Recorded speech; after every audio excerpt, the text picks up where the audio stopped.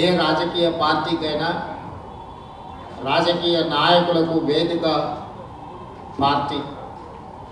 గ్రామ స్థాయి నుంచి మండల స్థాయి, మండల స్థాయి నుంచి జిల్లా స్థాయి, జిల్లా స్థాయి నుంచి రాష్ట్ర స్థాయి, రాష్ట్ర స్థాయి నుంచి జాతీయ స్థాయికి ఎదగడానికి ఈ వేదికలే మనకు ఉపయోగపడతాయి.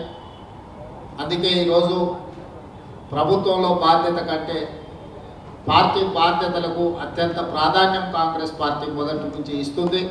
ఈరోజు మీ అందరినీ ఈరోజు కాంగ్రెస్ పార్టీ అధికారంలో ఉన్న సందర్భంలో వేలాది మంది ఈ పదవులకు పోటీ పడ్డారు.